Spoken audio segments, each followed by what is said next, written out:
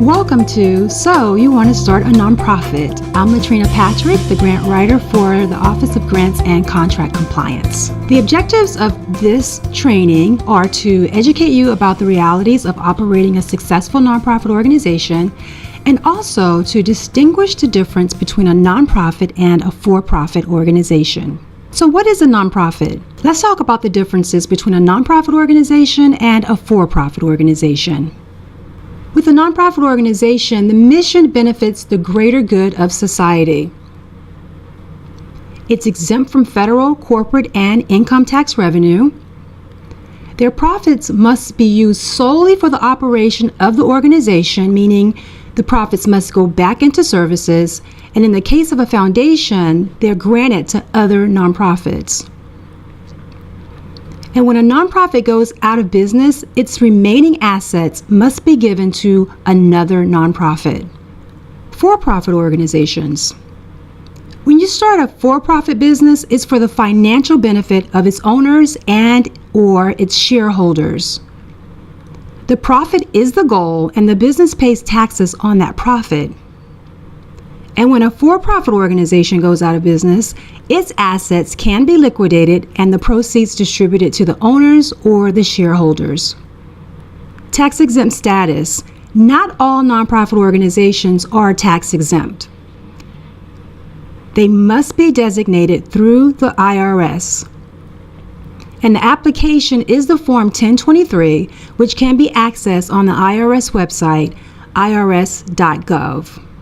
The U.S. Code 501 is the actual code that is the exemption from taxes on corporations, certain trusts, and other types of organizations.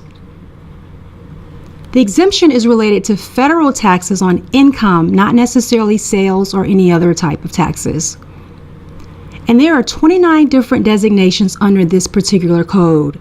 Some examples are chambers of commerce, the business leagues, credit unions, etc. But the most common is a 501c3, which is what we're going to discuss. 501c3 distinctions come in two primary categories: private foundations and those organized as public charities. Private foundations are family foundations, private operating foundations, and also corporate foundations. The public charities are also known as charitable nonprofits, which is used to distinguish them from private foundations, and they have many different missions. Public charities. The National Taxonomy of Exempt Entities identifies 645 categories, but they break them down into 8 primary groups. The majority of charitable nonprofits are classified as human services organizations. So those are groups that provide food and shelter, they provide assistance in times of disaster, services for children and the elderly. And then you also have other types of public charities that are arts organizations, education groups, health-related groups, community and civil rights groups, religion-related organizations, and also international development and human rights organizations. Organizations must meet 3 tests to achieve 501c3 tax-exempt status. And these tests are the organizational tests, the political tests, and the assets test. These are not necessarily academic tests, but these are just questions that are in the 1023 application that the IRS uses to determine if you are eligible for the tax-exempt status. The organizational test. So tax-exempt nonprofits must be organized for a lawful purpose in one of these categories: educational, religious, charitable, scientific, literary, testing for public safety, fostering certain national and international amateur sports competition, and preventing cruelty to children or animals. These are all the different categories that you can fit under a 501c3 or tax-exempt status. Organizations seeking 501c3 status must state explicitly in their organizing papers that they will not participate in any political campaign on the behalf of any candidate or make expenditures for political purposes. There are 501 groups that can engage in these activities, but not 501c3 organizations. A nonprofit's charter must state that it prohibits distribution of assets or income to individuals except as fair compensation for their services. The organization must also explicitly state that it will not be used for the personal gain or benefit of its founders, employees, supporters, relatives, or associates. As to when you apply for a tax-exempt status, that's completely up to you. But when becoming a nonprofit, you must first become incorporated as one in your state. Then you can apply for a tax-exempt status. In order to receive a tax exemption dating from the date of your incorporation, you need to file IRS Form 1023 within 27 months of your incorporation. If you file after 27 months, your exemption will only be effective from the application's postmark date. Should you apply for a 501c3? Well, that's completely up to you, but many small charitable organizations never seek recognition as a nonprofit from their state or the federal government. Some charitable organizations register with the state and even incorporate as a nonprofit corporation, but they never apply for federal tax-exempt status.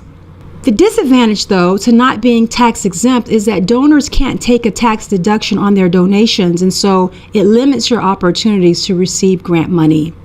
So before you get started, there are some questions that you really need to consider. What is your intention? Is it to help people? Are you passionate about your cause? Do you just love charitable work? Well, helping people is not necessarily charitable. So just because you like helping people, it's not necessarily a good reason to start a nonprofit organization. The best thing is for you to do your homework and to understand your market. Is this an idea or is it a business? Do you have an actual business strategy? Are you an entrepreneur? Do you have business acumen? Do you have the skill sets to actually run a business? What is your experience? Do you have the credentials to operate this business or program? If you remove the title nonprofit from your business, would you still be proposing this business idea, and would you be the person running it?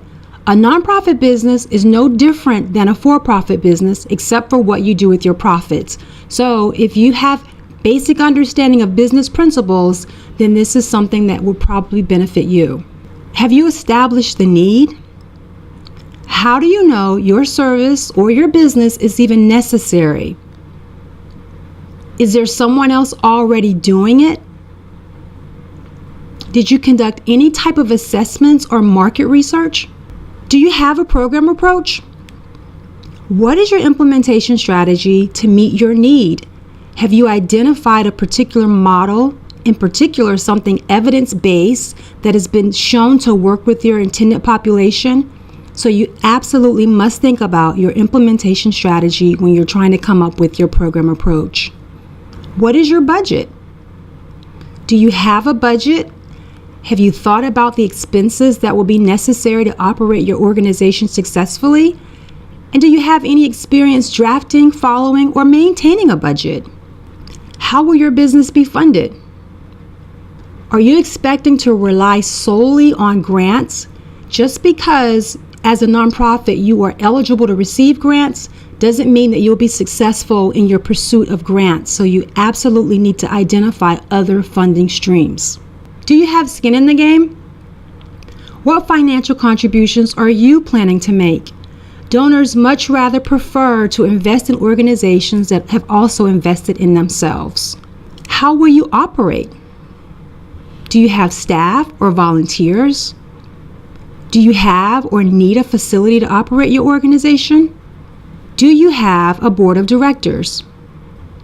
Who's going to serve on your board and why? Nonprofit organizations are required to have an independent board of directors. So you should be very selective and strategic about your board of directors.